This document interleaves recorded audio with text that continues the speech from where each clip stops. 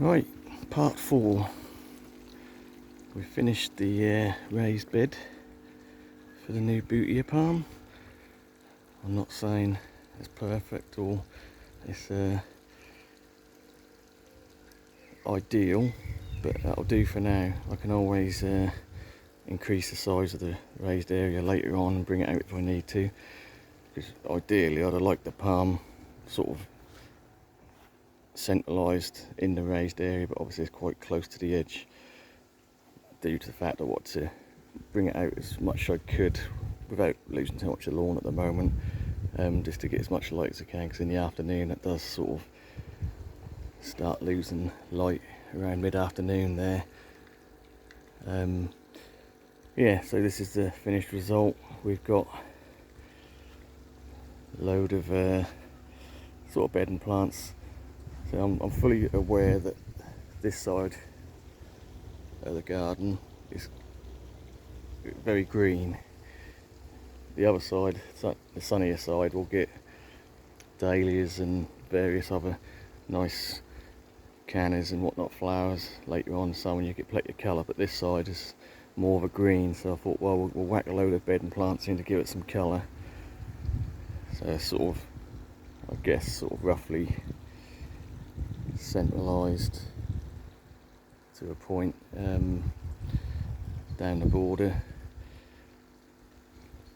So let's have a look at the bedding plants. So what we've got, still got the packs here. We've used impatiens, some bedding begonias, and a couple of petunia as well. These are all £2 a pack. For 12 plants, it ain't too bad, and they soon fill out. So we used all the impatiens. So we've got around the front here impatiens and a couple of dahlias.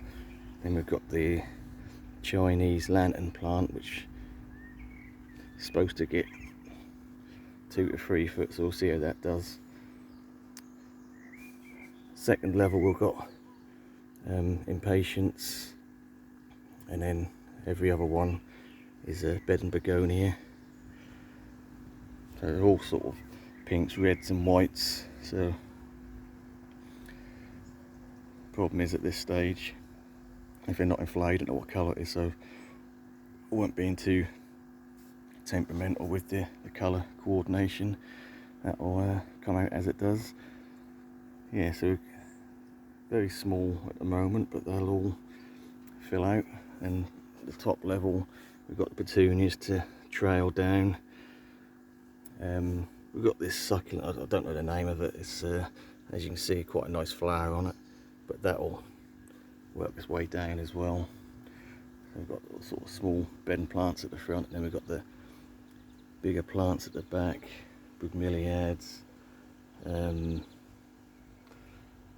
Got your alocasia sumo there. Got that big begonia grandis with the nice burgundy underside of the leaf. Got caladium here, which is the red type, and I've got a Dracaena. And in between I've got a couple of small Tropicana black. They won't do brilliant there because they're going to get shaded out, I know, but even if they get 3 or 4 foot, that'll be a nice contrast with the variegated behind. So yeah, mulched it all. I really would like to get another, just to balance that out really. So we've got one of these coleus here, the big leaf, multiple coloured. So I wouldn't mind getting another one for the other side. So I've left a gap there, just to balance it out a bit. Obviously we've got the big, well, not so big at the moment, but they will get big in the next year or two, the hostas either side, so that'll give some sort of balance to that area.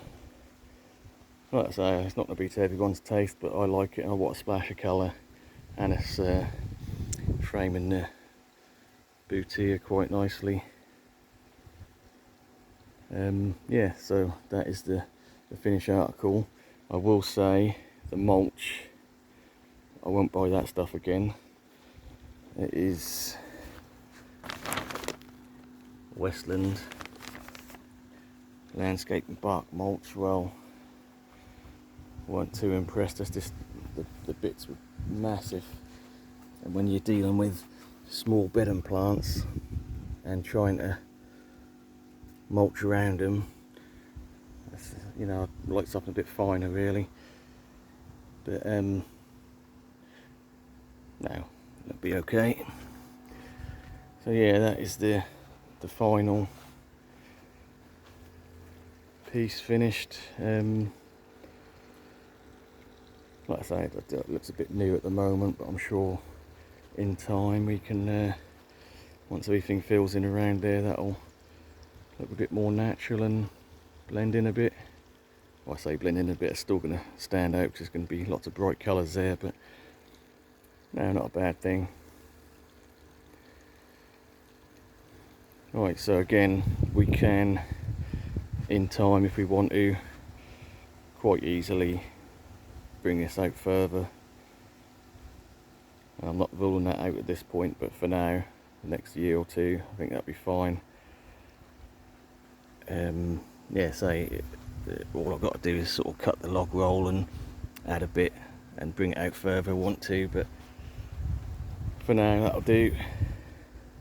We'll see how it looks sort of in a month or two when everything takes off and fills out.